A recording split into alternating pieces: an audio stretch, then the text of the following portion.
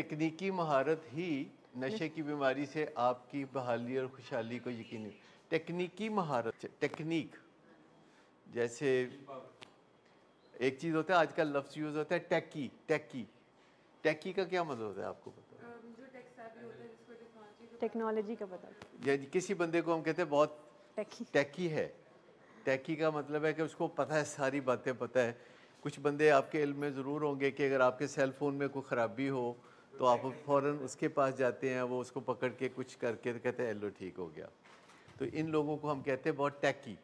Tacky लोग होते हैं, उनका बड़ा टैका होता है, ठीक है, उनको महारतें आती हैं। तो अगर हमारा किसी से इख्तलाफ चल रहा हो और हम उससे बात कर रहे हों और नफ़ा नुकसान काफ़ी बड़ा हो, उसके नशे पे बात कर रहे हों, उसके सिगरेट पीने पे बात कर रहे हों, उसके डिलूजन्स पे बात कर रहे हों। अच्छा, कोई डिलूजन्स हों जो कि बिल्कुल फॉल्स हों और फिक्स्ड हों, फिक्स्ड पक्के डिलूजन्स, हम उन चीज़ों को कहते हैं, ऐसे ख्यालात को कहते हैं जो फॉल्स, फिक्स्ड, अकायद बन जाएंगे, पक्के होते हैं और दलाइल जितने मर्जी दें उससे कोई फ़र्क नहीं पड़ता। तो ऐसे बंदे को फिर दलाइल देने नहीं चाहिए जिसको दलाइल से फ़र्क नहीं पड़ता। उसको मेडिसिन से फ़र्क पड़ता है, उसको मेडिसिन देने की ज़रूरत होती है। जब भी फैमिलीज़ आपस में घर में बातचीत करती हैं, घर के लोग एक दूसरे से बातचीत करते हैं, तो अक्सर नाराज़गी हो जाती है। क्या आप वो राज समझना चाहेंगे कि घर में आप बातचीत करें, नाराज़गी ना हो? जो नशा करता है जब उससे बात की जाती है तो अमूमन बातचीत लड़ाई पे ख़त्म होती है। आपका तजर्बा है कि जब भी कोई नशा करता है और आप उससे बात करना चाहते हैं इस मौजू पे, तो बात लड़ाई पे ख़त्म होती है। और ये लड़ाई जो होती है उस वक्त, इसमें दोनों पार्टियों का बराबर का हाथ होता है, ताली दोनों हाथों से बजती है, दोनों पार्टियों का बराबर का हाथ होता है। लेकिन जो पार्टी हक पर होती है यानी फैमिली, और जो पार्टी हक पर नहीं होती यानी कि नशे का मरीज़, दोनों ही गुस्से होने लगते हैं। ज़्यादा गुस्से भला कौन होता है? नहीं, ज़्यादा गुस्सा फैमिली करती है, क्योंकि वो हक पर होने का ताव बहुत होता है, हक पर होने का ताव। बिल्कुल।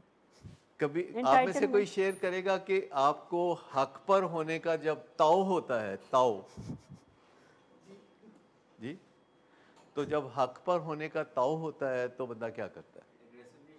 कोई बंदा जिसने हक का कुश्ता खाया हो कि राइटियसनेस, मैं राइट हूँ, तो वो बात करते हुए औखा औखा होता है। वो बात कर हक का कुश्ता खाया हो जिसने, वो एक्चुअली ताव खाया होता है कि मैं हक पे हूँ। और जब हम हक पर होते हैं तो हमें लगता है कि हमें लूज टॉक करने का पूरा हक है। उस वक्त हम फालतू की बातें भी करते हैं। और फालतू की बातें कौन सी होती हैं? फालतू की बातें, नॉन इश्यूज, नॉन इश्यूज, उसमें धमकियाँ, उसमें इधर उधर की बातें, मुस्तकबिल की पेशीन गोइयाँ, तुम रुलोगे तुम्हारा कुछ नहीं रहेगा, तुम रुलोगे। तो जो बंदा हक पर नहीं होता वो भी ताव खाता है, क्योंकि उसके पास, बेचारे के पास असला ही कोई नहीं, कोई लॉजिक ही कोई नहीं, वो हक पर नहीं है और वो पहले ही निहत्ता है, पहले ही खाली हाथ है और वो बता नहीं सकता कि किस तरह मैं ख़राब मूड में से गुज़रता हूँ, किस तरह मैं मजबूर हो जाता हूँ, किस तरह मैं बहुत ज़्यादा ठोकरें खाता हूँ, किस तरह मेरी ज़िंदगी गुज़र रही है, वो बता ही नहीं पाता। जो हक पर नहीं होता वो निहत्ता होता है। जो हक पर नहीं होता वो फिर इधर उधर की बात करता है, वो टू दी पॉइंट बात नहीं करता, वो बात कहीं और से शुरू करता है। वो दाएं बाएं से कहीं बात शुरू करता है, कहता है कि मैं नशा करता हूँ, मैं तो सिर्फ नशा करता हूँ, आप क्या क्या करते हैं। सब बचपन की भी कोई बात और याद कर। तुम्हारे भाई, बीवी के भाई और तुम्हारे अब्बा यानी बीवी के अब्बा क्या क्या करते हैं, मैं कम से कम रिश्वत तो नहीं ना लेता। कुछ और बातें भी फिर वो इस तरह की बीच में लाता है, क्योंकि वो चाहता है कि लड़ाई जो है वो उस टॉपिक पे ना हो जिस पे वो निहत्ता है, लड़ाई उस टॉपिक पे हो जिसमें उसके पास भी कोई ना कोई असला है। क्योंकि कोई ना कोई असला तो होता है, फिर घर के अफराद के खिलाफ कोई ना कोई असला तो होता है। और अगर घर के अफराद के खिलाफ ना हो तो फिर उनके आगे जो रिश्ते होते हैं उनके पास कोई ना कोई जवाज़ होता है उन रिश्तों पे अटैक करने के हवाले से।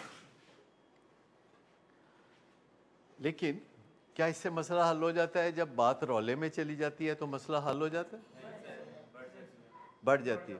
तो अगर ये आप राज़े आज़म पा लें कि किस तरह गुफ्तगू में गुस्सा बीच में नहीं आना चाहिए, आपका बदतरीन दुश्मन भी हो तो आप उससे जब बातचीत करें तो आप प्रोवोकेशन वाली बात ना करें, इश्ताल वाली बात ना करें, आप मैटर ऑफ फैक्ट बात करें, असर्टिवली बात करें। असर्टिवली बात करने का मतलब ये नहीं है कि नताइज से लापरवाह हो जाएं। असर्टिवली बात करने का मतलब ये है कि नताइज की परवाह करनी शुरू कर दें। ठीक, अगर जैसे मैं अक्सर कहता हूँ कि अगर आप माँ बाप की बात मान लें तो फिर आपका तो मसला ही कोई नहीं है, फिर तो समझो कि तुसी तर गए। और माँ बाप को मैं कहता हूँ कि अगर आपने गुस्सा करना छोड़ दिया बातचीत में तो तुसी तर गए।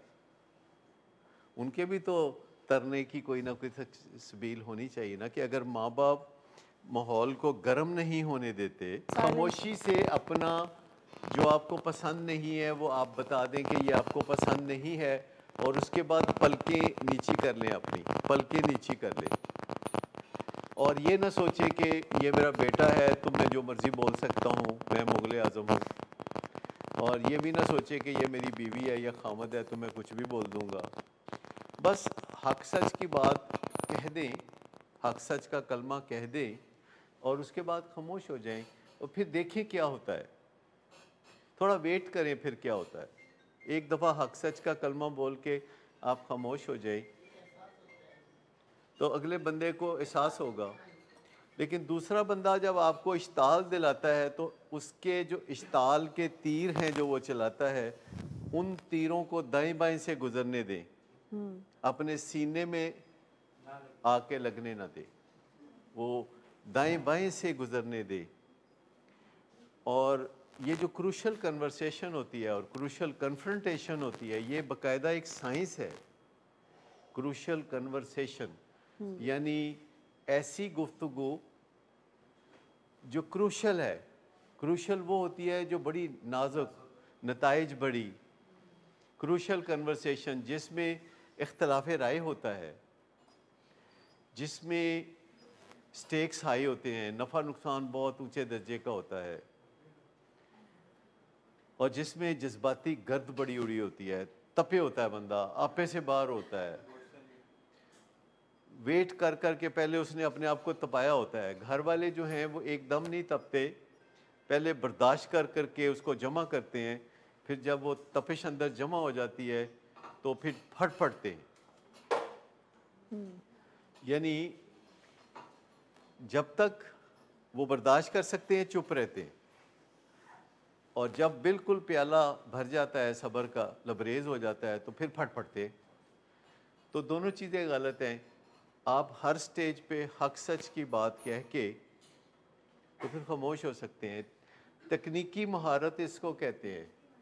अब आप कहेंगे कि जी हमें क्या ज़रूरत पड़ गई है तकनीकी महारत की, क्या ज़रूरत पड़ गई है तकनीकी महारत की? कुछ तो रहना ही नहीं, हक सच की बात तो करते ही रहना है। लेकिन हक सच की बात करने के लिए ज़्यादातर कितनी की देर चाहिए? अगर आपने कोई हक सच की बात करनी है, 1 मिनट, कितनी देर चाहिए? आपको पता है 1 मिनट में कितने लफ्ज़ बोले जा सकते हैं? 1 मिनट में 100 लफ्ज़ बड़े आराम से बोले जा सकते हैं, लोग 150 भी बड़े आराम से बोल लेते हैं, 1 मिनट में 150 लफ्ज़। लेकिन आप 30 सेकंड में ख़त्म करें बात को, 40 सेकंड में ख़त्म करें और हक सच की बात कहें, और फिर अगली हक सच की बात कहने के लिए कोई आधा घंटा ले लें।